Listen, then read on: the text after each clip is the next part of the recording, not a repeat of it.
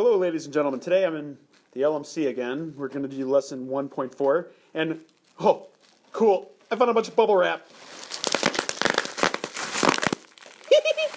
Okay, well, back to work. Okay, today we're doing Moving Straight Ahead 1.4, and it's all about using walkathon money. And the title will make sense when we get into the actual lesson. Now, the lesson today is on page 10 and 11, A through D, and we're doing ACE problems 10 through 14 and 33. And our learning target is that you can identify a linear equation. It's a big learning target, but we keep hitting that one up. All right, let's go ahead and get started. For our notes, we need to put down these two vocab words. One is independent variable. Okay, the independent variable is a variable that is not affected by anything. Okay, nothing changes it. It's going to be the same no matter what. For example, time. And we tend to put the independent variable on the bottom, the x-axis of the problem, right? We tend to, not always, but most of the time. And our dependent variable is the answer that uses another variable to get the answer. We tend to do that on the y-axis. And good examples of this, okay, is like I earn $8 an hour. Well, the amount of money you make would be the dependent variable. Okay, the amount of money you make is dependent on what? Time. And time is independent. Okay, time goes by no matter what you're doing. If you're wasting time playing video games, or you're out working flipping burgers like I did, time moves the same for everybody, unless you're a time traveler. But I digress, I go on. Let's go ahead and get started on some of the practice. And the practice today is about how to take a relationship and make it into a graph or a table or an equation. So here's the first example. Mr. Briggs eats 1.5 chicken wings a minute. Okay? I eat 1.5 chicken wings every minute. So I have my two variables here. I'm choosing minutes, time, to be my x-axis, right? Because the time goes by no matter what. It's my independent variable. And the amount of wings I'm eating is my y-axis. So I could start on any of these. I could make a graph using this relationship. I could take a shot at making the equation, or I could put it into the table. I'm going to start by putting it into the table.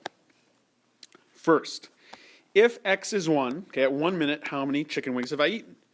I've eaten about 1.5 chicken wings. Okay? I've eaten one, I'm halfway through my second, but by the time I get to 2 minutes, I'm at 3. And then I'm at 4.5. And then I'm at 6. Okay, so I can graph that now. Cool. So at 1 minute, okay, over 1, I'm at 1.5. If I'm at 2, I'm at 3. If I'm at 3 minutes, I'm at 4.5. If I'm at 4 minutes, I've eaten 6. So I start at 0 here, and it keeps going on and on and on and on forever.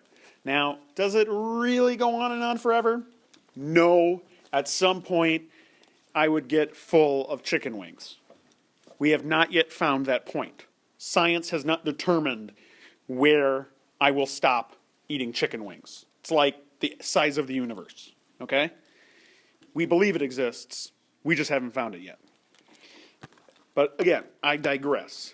What's our equation? Well, I know that y, okay, which again is the number of wings,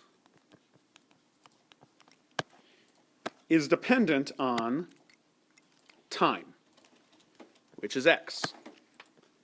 Now, what did I multiply x by?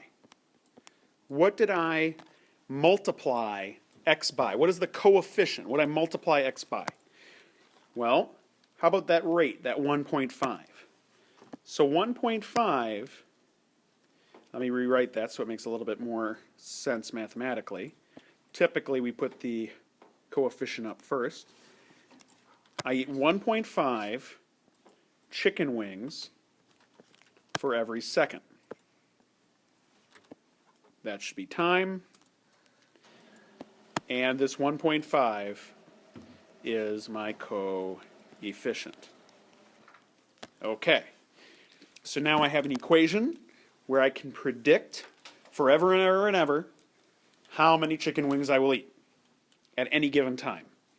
I have a table that shows the rate of growth that's easy to read, and I have a graph that shows me how steeply I am eating chicken wings. Again, the rate in a graphical way. So we've covered all our bases. We have a new equation though. Mr. Briggs starts the week with $10. I take $10 out of the bank and I spend $3 a day on snacks. Usually it's a Twix and a Dr. Pepper.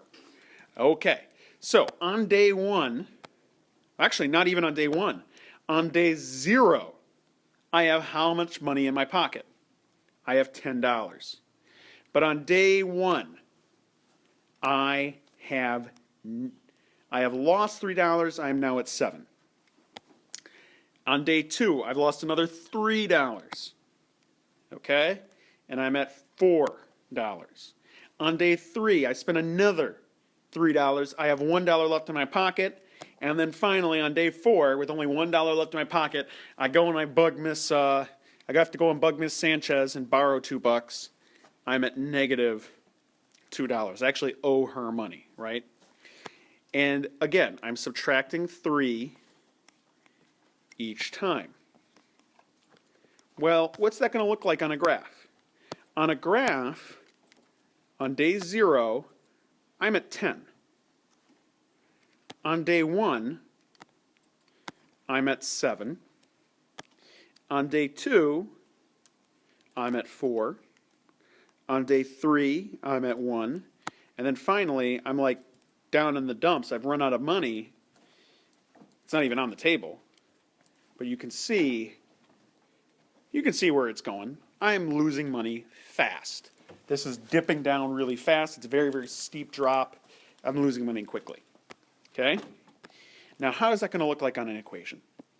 Well, we have to think about this. First, we start with y. Okay?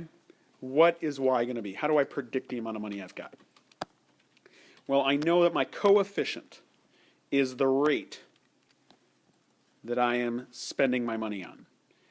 Okay? I'm spending $3 a day. Spending $3. Does that mean I've got positive $3? No, I'm losing that money. So it's going to be negative $3 for my coefficient. Okay? That is the rate I am losing it on. And I am multiplying that by time. But where do I start? Where do I start? Remember, my y-intercept, okay, my y-intercept is where I start this relationship. Where do I cross y? Well, at the very first day, on day 0, I was at $10. Positive $10 or negative $10? Well, it was positive 10. And if I put my numbers in, okay, if I put 0 in for x, I get what for y? Well, 0 times x is 0. Sorry, negative 3 times 0 is 0, plus 10. On day 0, I have $10. On day 1, okay, 1 times negative 3 is negative 3. Negative 3 plus 10 is $7. Does this predict the relationship? Yes, it does. So this is an example of negative growth, an example of a negative relationship. And I've introduced this idea of the y-intercept, of where the money started. Where did I begin this relationship? All right, ladies and gentlemen. Our walkathon money. Okay, coursework today is on pages 10 and 11. We're going to be doing problems A and D. Our ACE problems are 10 through 14 and 33. All right. Ask questions if you need questions. Make sure to stock up on graph paper and have fun.